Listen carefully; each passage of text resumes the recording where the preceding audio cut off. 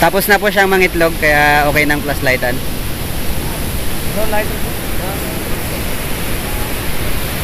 Nice. Good job. Good job, turtle. Tapos alis na siya. Opo. Tapos. Iwan na niya siya, na. Babe. Okay na yan, mahal. Tama na. Kami nang bahala sa yung mga angkan. Ang cute naman. So aalagaan po yung mga eggs niya dito sa Nakpan Beach, at pag napisa na ibabalik uli sa dagat. So yan po yung ginagawa ng mga restaurants dito. It's nice. Hindi talaga din nag-iwan ng bakas, no? Oh. Galing nga tatakpan niya, kada urong niya, tapos takip, may urong na naman siya. Doon siya. Left turn, left turn. Ang cute. Galing mo daw. Hindi niya talaga ipakita yung ilalim hanggat di niya natatakpan.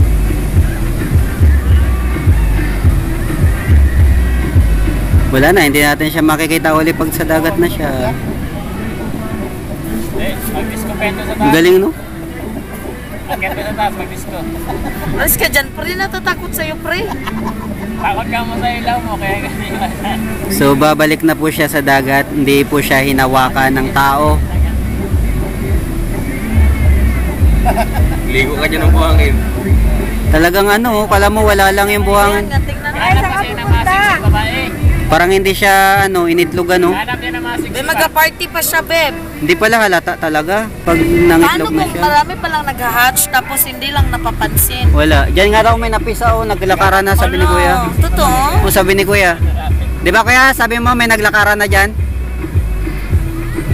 May palatandaan na. So bukas po aalagaan yan. Kailan nyo yan kukunin? Tulog na kasi yung ano, caretaker ng Sanmay. Ay, bantayan nyo yan dito 24/7 kaya ang mga guest magdagan yan mamaya dyan sa ano, mag-skinny dipping. Oo kaya. Pisa talaga yun na. Bye-bye talaga to. Bahala si Kuya wag matulog So bukas po isusurrender po yan sa nagpapapisa ng itlog para maalagaan na pag napisa, papakawalan po uli sa dagat yung mga small turtles. Huwag ka matuslok mo ang egg niya. Kahit na kayo, kailangan tasang panuslok. Ginagawa niya rin yung panglito sa tao. Di ba?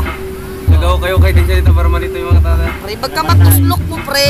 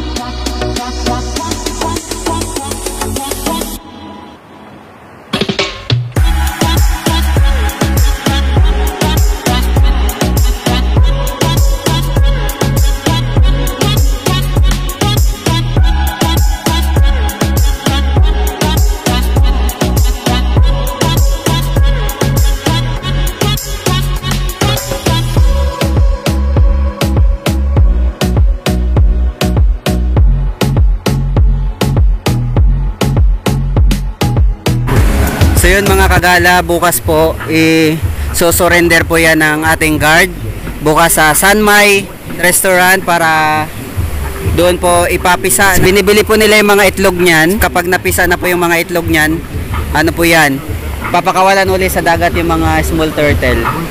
Nice. Sanmay.